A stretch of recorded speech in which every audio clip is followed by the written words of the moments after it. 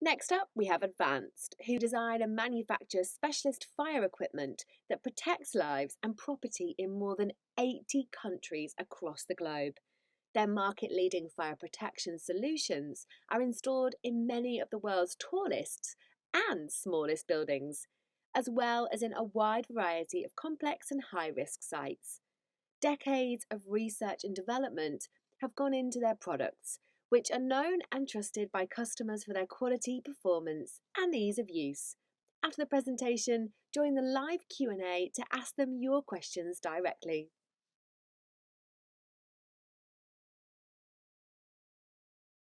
Welcome to this presentation from Advanced Electronics, talking about the things you need to think about when planning a fire system for a building where the stay put policy needs to temporarily change to one of a simultaneous evacuation.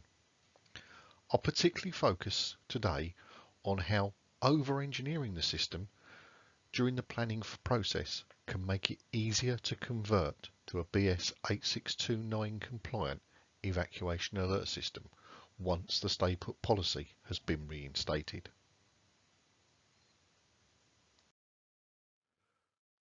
For those of you that don't know me, my name's Ken Bullock and I'm the Business Development Manager for Emergency Evacuation Systems here at Advanced. I've been with Advanced now for about 4 years and spent the last 35 years in the fire industry.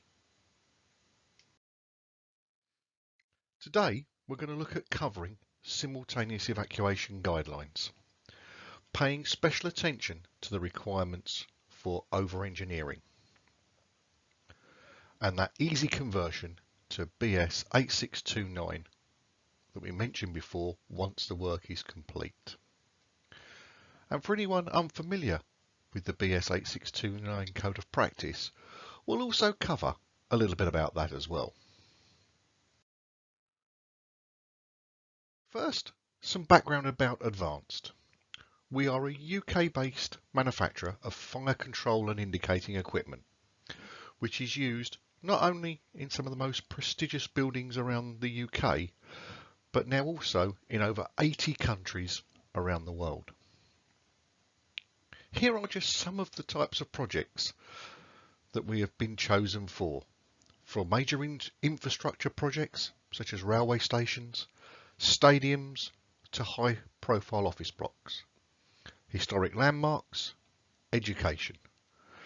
These buildings are protected by many of our solutions, including large network fire systems with false alarm management, gas extinguishing panels, paging systems, and emergency lighting, all of which are made at our manufacturing site in Newcastle upon Tyne.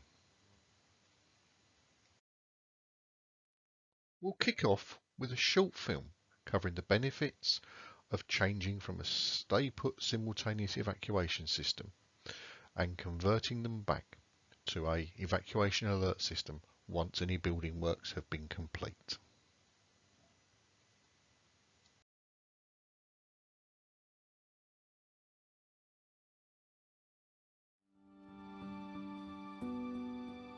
Replacing combustible external wall systems is a top priority, but ensuring residents are safe from fire before, during, and immediately after remedial work is completed presents many challenges. As a leading UK manufacturer of fire protection solutions, we have the technology and expertise to help you bridge the gap from stay-put policy to temporary simultaneous evacuation and back again. Our approach also ensures you're following the National Fire Chiefs Council recommendations for best practice, as well as offering an easy conversion to BS 8629. After consulting with all relevant parties and on approval by a competent person, you should install a BS 5839 Part 1 Category L5 automatic fire detection and alarm system, ideally before cladding removal starts. Advanced MX Pro 5 fire panels are approved to the latest British and European standards and deliver unrivaled performance, quality, and ease of use. Intuitive programming, comprehensive cause and effect, powerful diagnostic features and compatibility with leading detector protocols mean the highest levels of protection for residents and peace of mind for you. Once cladding removal is complete, returning your building to stay put status is easy. Our EvacGo evacuation alert panel is designed using MX Pro 5 technology, so swapping over your fire alarm system to an evacuation alert system couldn't be simpler, whether you're using wired, wireless or hybrid devices. Installing a temporary advanced fire alarm system that's easy to convert to an evacuation alert system brings significant cost and safety benefits over alternative approaches too. The extended use of waking watches can quickly become unaffordable for leaseholders and residents, whereas installing a fire alarm system instead can pay for itself in just 3 to 6 months. The UK government has made significant funding available to help meet the costs of fire safety measures in buildings where cladding needs to be replaced and to ensure cladding fires are a thing of the past. It's time to act fast, invest wisely, and join Advanced in building a safer future. To find out more, visit advancedco.com or call us on 0345 894 7000 to discuss your needs.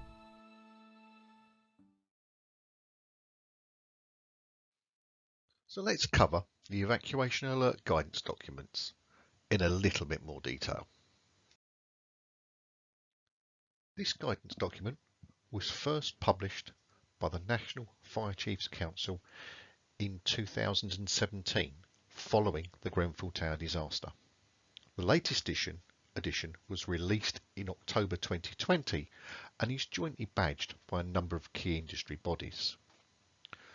The document was designed to offer guidance to premises owners who had identified problems with the fabric of the building and would be looking to use a temporary simultaneous evacuation system until these works were completed, where the stay put policy could then be reinstated.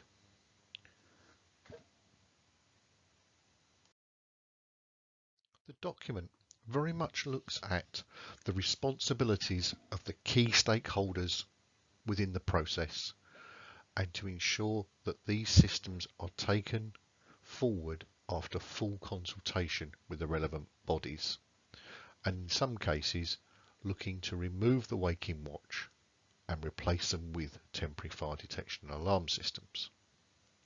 It also added some extra definitions for short-term and temporary use for the fire detection and alarm system. So let's look at this term quoted in the document, over-engineering. It's covered in clause 5.25 and means that if you're going to upgrade to an evacuation alert system for the future protection of residents, deciding this early in the planning process will mean you can put some engineering measures in place now, and that will make it easier to convert the system in the future. So here we have a typical residential floor, and if we look at each of our individual apartments, we can call it a fire compartment. This is what you'd expect to be in place in a modern residential block with passive fire protection measures in place. So if we now take this scenario forward, we would have a BS 5839 Part 6 fire detection unit in each resident to warn each resident if there was an issue within that flat or apartment. There would be no detection in the common areas, the corridors, the staircases, etc. We would then put a heat detector next to each opening window to cover the building should the cladding be identified as a precautionary measure, and not forgetting to look at the fire door, as this may also be defective, and therefore you'd need to put an extra device in the hallway by the fire doors, as well as those other common parts. It's become quite popular to use wireless technology for that. It's easy to install and easy to remove after the works have been completed. But if we're looking at these standalone sounders and going to use them as part of a BS8629 solution afterwards, it may be easier to look at wiring them. This would save a problem down the line of maintenance, whereby we would have to gain access to each flat every 3 to 5 years, depending on your wireless manufacturer, to change the sounder batteries. Obviously, failure to change the sounder batteries means the system goes into fault and fails to be fit for purpose.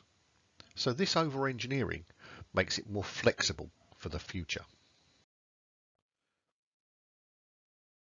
While we're talking about cabling, it's worth noting that we'll need to use enhanced cable for BS8629 system. So again, if you know you're going to convert it, it's important to install enhanced cables from the start rather than having to patch them afterwards. The same forethought applies to cable routing, where there are some unique requirements to not share trunking within BS8629. So therefore, let's put those systems and cable trays in place now as part of your temporary system and save the hassle to convert them afterwards.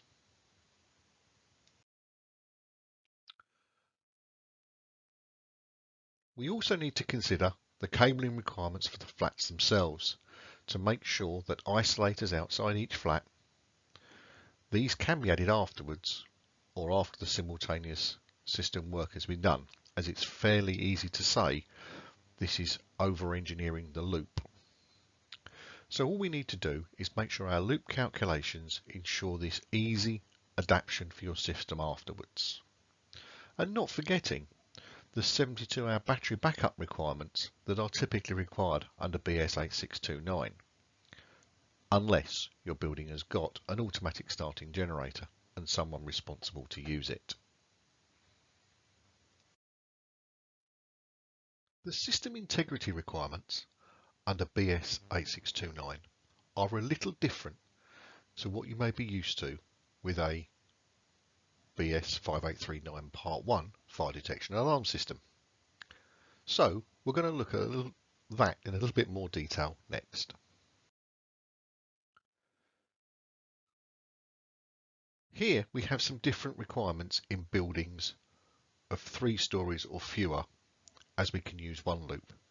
But typically in buildings of 10 stories or fewer that contain flats, 2 simultaneous faults on a circuit or loop should not disable more than half of the number of flats. So here we would have to ensure that we had at least 2 loops or more covering no more than 5 floors.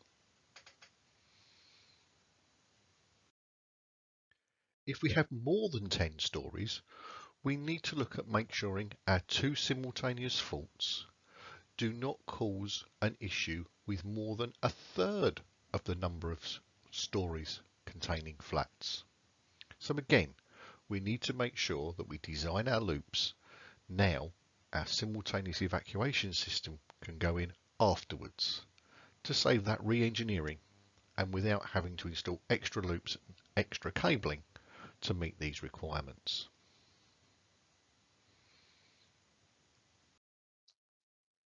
Planning for these type of systems should always be done by consultation with fire and rescue service, building control, and in some cases the building insurers as well. The NFCC document was put together to offer guidance for primarily buildings containing flats, but it can also be used for other sleeping risk accommodation types where we identify there is a problem with the building fabric, such as hotels, residential care homes, etc. Once the building works have been carried out, then we should look to return the building to its stay put policy. Yes, specialist fire alarm contractors should be used to sign off all the relevant works, whether it's the replacement of the fire doors or the cladding. Once the work has been complete, we should notify Fire and Rescue that the stay put policy is back in place. The installation of this common fire alarm system should never be used as an alternative to the correct fire measures. We should only be using the fire alarm as a temporary measure until the stay put policy can be reinstated. Looking now in a little bit more detail at evacuation alert systems. They primarily are designed to cover high-rise residential buildings, but as we stated earlier, can be used for other premises as well.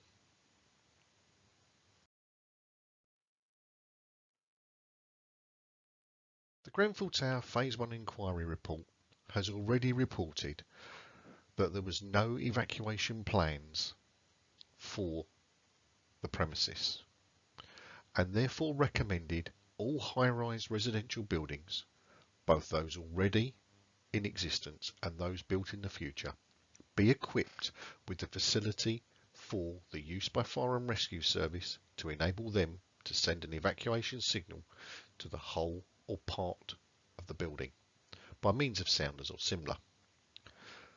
The report goes on to talk about personal evacuation plans and premises information boxes, which I know are documents currently being worked on and will be published shortly.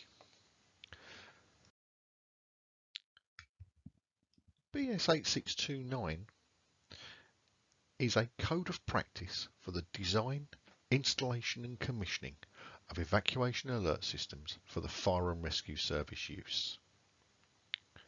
There is no requirement currently in English and Welsh law to have one of these systems. It is only a recommendation.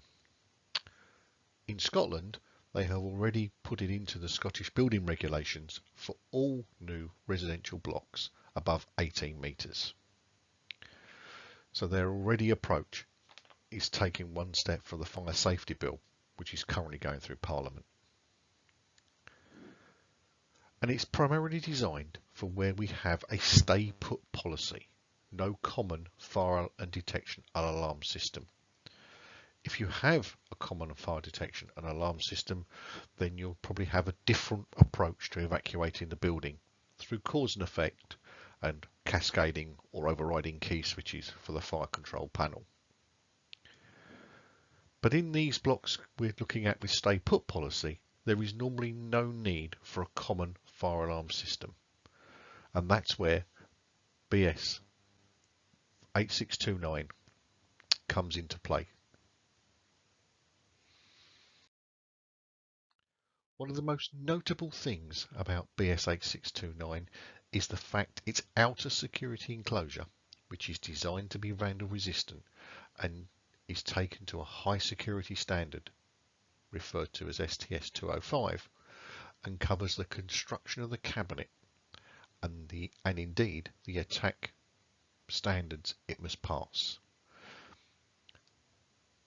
The colour itself is not mandated by the Code of Practice and was chosen after consultation with London Fire Brigade. The unit has a sign on the front of it to say that it is an EC unit for Fire and Rescue Service use only. And for guidance, these cabinets come in at just under 70 kilos each. That's before we put any equipment or backup batteries inside them. So the guidance document is very much gives us a way forward to simultaneous evacuation, following a risk assessment and the correct planning being put in place.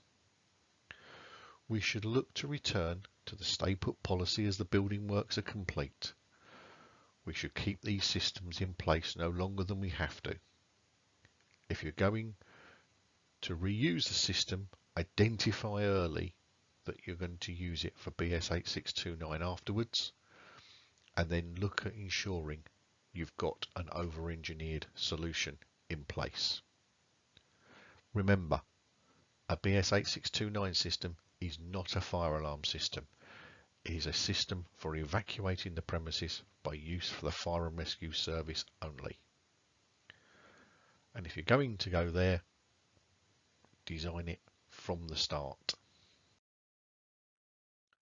So here at Advanced we have two products, the MX Pro 5, which is your fire detection and alarm control and indicating equipment panel, and the EvacGo evacuation alert control system. Both of these units are based on the same technology that allows us to build a foundation for a safer future. I thank you for your time and attention through this presentation and look forward to receiving your questions in the Q&A session to follow.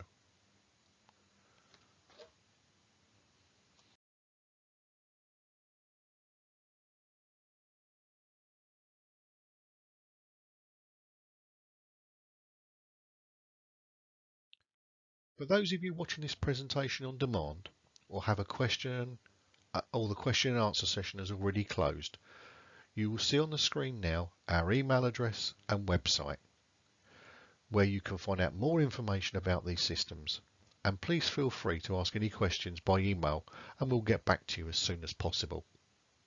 Thank you.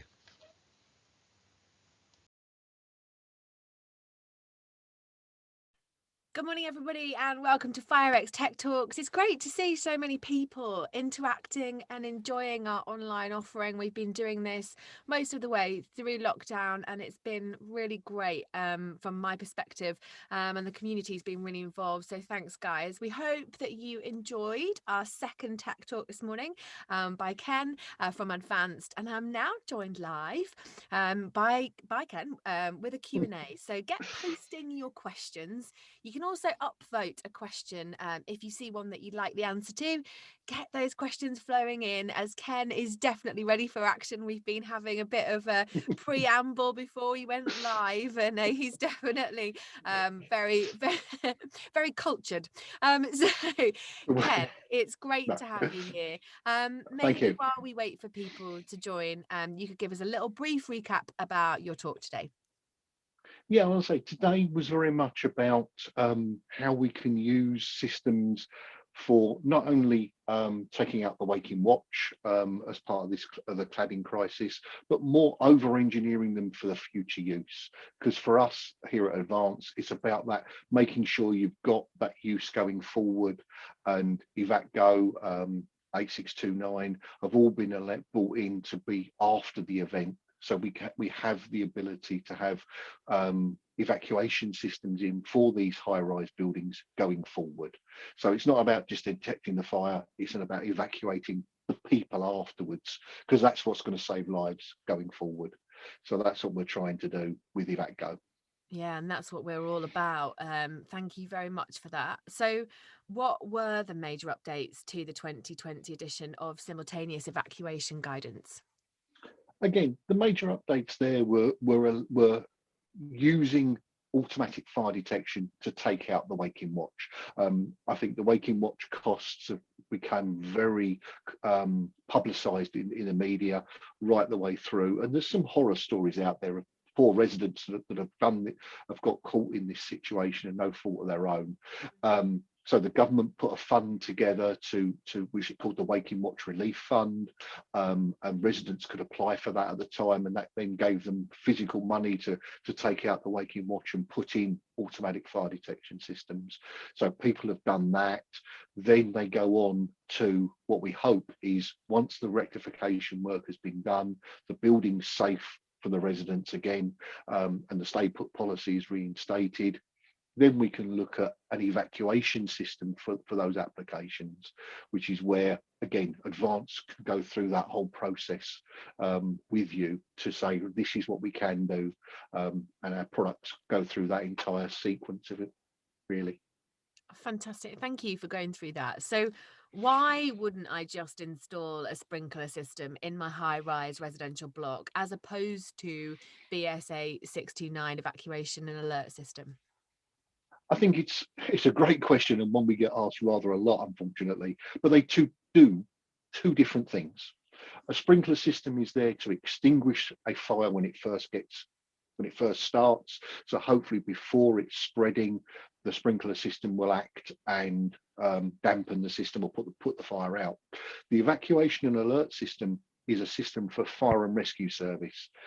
So when the fire and rescue service turn up, they're the only people with access to an evacuation alert system. They come in, and it's when they then feel they need the defend policies beginning to break down, and they need to evacuate a floor or a series of floors in your high-rise building, they will be the ones doing the evacuation. And rather than running around knocking on doors going, anyone there, please get out, which was the old-fashioned way, that's how it's been done up till now. What they've done is, with the evacuation alert system, they have a series of switches and controllers they can operate, and they're meant to be universal right across all manufacturers, so that there's no training for the fire brigade required, and then they can rock up, activate the switches if they need to evacuate the 7th floor or whatever floors they feel are necessary. And it could just be smoke. It could be that they feel that the floor's getting filled with smoke, and therefore they want to get the residents out while it's still safe to do so. And the fire may not even be on that floor. So a sprinkler system extinguishes the event, hopefully nice and quickly. The evacuation alert system is designed for the fire and rescue service to really evacuate those residents as safely and in a controlled manner as possible. Yeah, that sounds fantastic. So, do you foresee the incoming fire safety bill or building safety bill affecting evacuation guidance? I think it will.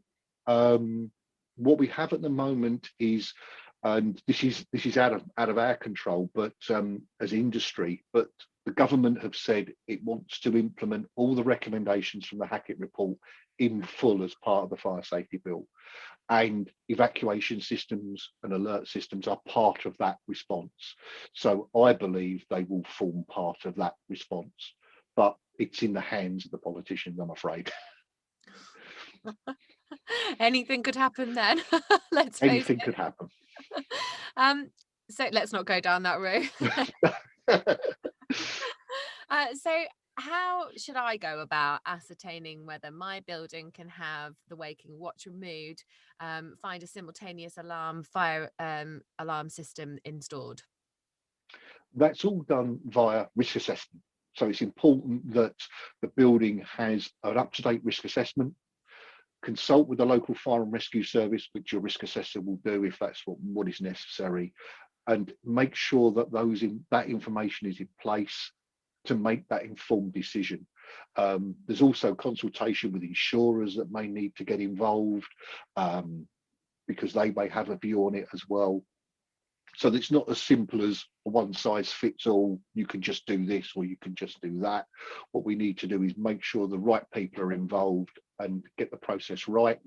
And especially as part of that process, if you're going to then look to use the system for evacuation and alert, the over-engineering aspect, which we've just been talking about, comes back into play again, because it's worth spending a little bit more to make it easier to update afterwards to an evacuation alert system. So if that's what you need to do, then make sure you get those design requirements up front, and the risk assessor will help you through that process. Okay, fantastic. Good place to start. So, do I really need that outer security enclosure to be so robust? Unfortunately, yes. When they put 8629 together and BSI broke the standard, they wanted the systems to be easy to use for fire and rescue, because there's a major incident going on when they're going to use these systems. They don't want complicated use. So to use it, you're just using a series of toggle switches. So what we have is that security enclosure is all the defense it has against vandalism, misoperation, etc.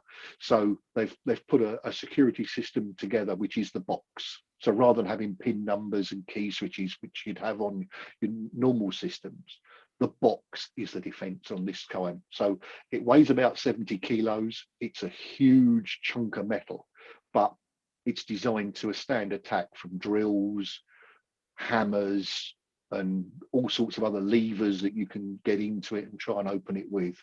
So it's been very much picked as a standard that is there to prevent misoperation by someone that's grieved about being kicked out of their flat for whatever reason. So yeah, it's unfortunately a major part of the standard, yes. Yeah, it definitely sounds like it's very much needed.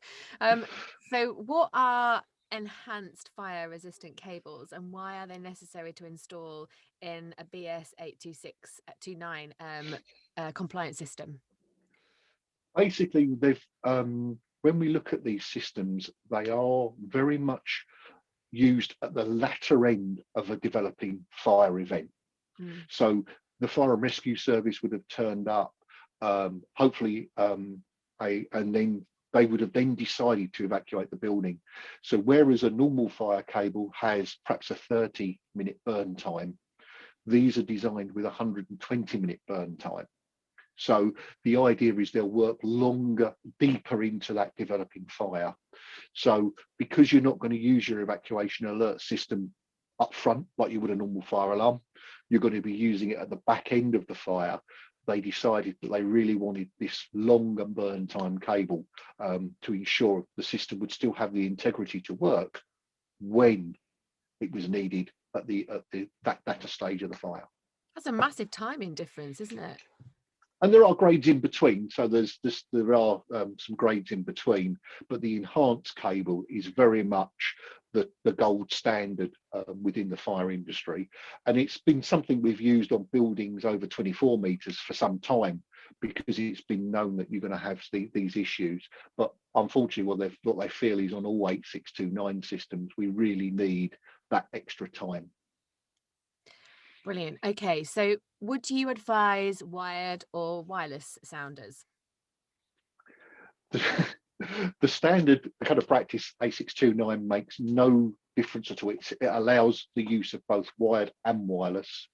There's just things to bear in mind if you're using wireless sounders is you need to get it access to these premises every, we'll say 3-5 years, depending on the manufacturer, to change the batteries in the sounders.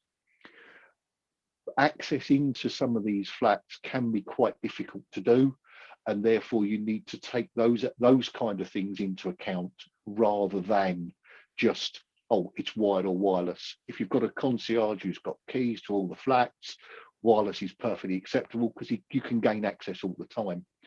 If as in most blocks, you haven't got those, I would always lean towards wired because you haven't got this problem of access to change the batteries in 3 to 5 years' time. And the one thing you don't want is these systems to fall into disrepute through battery faults or whatever, just because you can't get in to change the batteries. No fault there at the service company, but they can't always gain access to the flat to change the batteries when they want to or need to. Okay, fantastic. Thank you. So, where are we now? Sorry, so many questions. Do you believe that BS8 629 systems will become mandatory in England and Wales? Again, comes back to really where we started.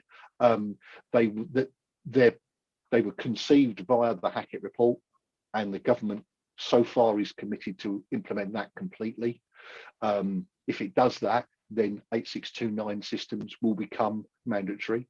In England, they've already become mandatory in Scotland. So the Scottish building regulations have already been updated, and they are now a requirement for all buildings over 18 metres. So they're already in the Scottish requirements. So I think it's a matter of timing now as to them coming into the UK requirements, or UK and Ireland. Okay, fantastic. So thank you so much. I need to wrap up now, if that's all right. That's really all we've got time for in this Q&A. Thank you all so much for interacting. Thank you to Ken and to Advanced for their time today and for being so open in their talk. Thank you. Further Tech Talks will be taking place at Connect 2021 from the 1st to the 30th of June. And as effective as these online events have been, and we've all loved them, but we are all itching to get back to meeting face to face and seeing actual real people, which is why we're so excited for IFSEC International and FIREX International taking place on the 12th to the 14th of July at Excel in London. Don't worry, fully COVID compliant. All the details are on the website. So you guys can find out more and secure your place at both of these by heading to IFSEC International or FIREX International websites. Our final tech talk today is from Mike Sutton. He's from Apollo. Looking forward to that. And thank you again so much for your time, Ken. Thank you. No, thank you for that. Much appreciated.